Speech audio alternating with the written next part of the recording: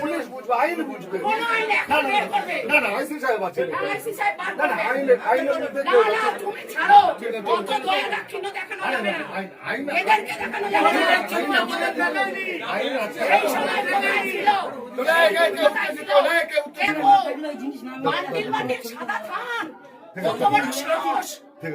সাদা থান রেখেছে।